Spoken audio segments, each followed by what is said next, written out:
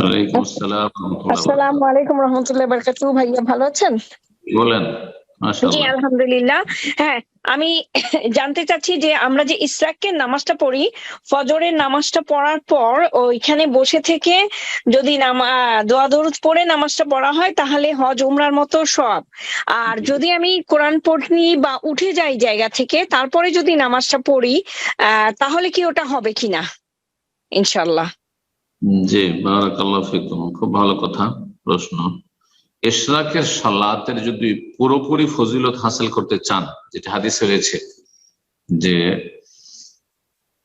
মান সাল্লাল ফজরা, ফজরের সালাত পড়লো, সুম্মা জালাসা ফি মুসাল্লাহু, তারপরে সে মুসাল্লাতে সালাতের জায়গাতে বসে গেল, হ্যাঁ, সুম্মা কাদা ইয়াযকুরুল্লাহ, তারপর বসে গিয়ে আল্লাহর জিকির আজকার করতে থাকলো, হাত্তা তাতুলু আশ-শামস, সূর্য উদয় হওয়া পর্যন্ত। সূর্য উদয় হওয়ার যে টাইমটা দেওয়া আছে তারপরে যে 15 মিনিট কমপক্ষে, যেহেতু অপছন্দনীয় বা আছে নিষিদ্ধ অক্ত সেই সময়টায়, তারপরে যদি 2 রাকাত সালাত পড়ে, সুম্মা সাল্লা রাকাতাইন কানা লাহু কাজরে উমরাতিন ওয়া হাজ্জাতিন তাম্মাতিন তাম্মাতিন তাম্মা, নবী সাল্লাল্লাহু আলাইহি ওয়াসাল্লাম বলেছেন তিরমিজি হাদিস, সে পূর্ণ একটি হজ উমরার সওয়াব পাবে।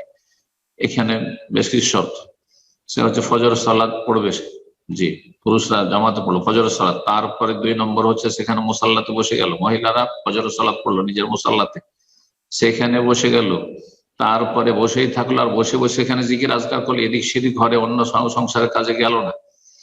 আর তারপরে যখন সূর্য উঠলো তখন 2 রাকাত সালাত আদায় করলো। 2 রাকাত সালাত যদি আদায় করে তাহলে সেই ব্যক্তি হজ ওমরার সওয়াব পাবে।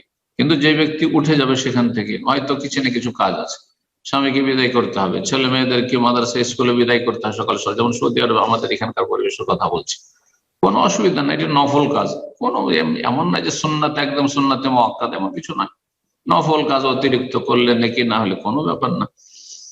তো যদি এরকম উঠে গেল, কিন্তু আবার 2 রাকাত সে পড়লো, বাচ্চাদের বিদায় করে বা কাজ কাম সেরে সূর্য ওঠা 15 মিনিট পরে আবার সেখানে এসে 2 রাকাত সালাত আদায় করলো, তাহলে সে পূর্ণ নেকি পাবে না, তবে অনেকটা নেকি পাবে।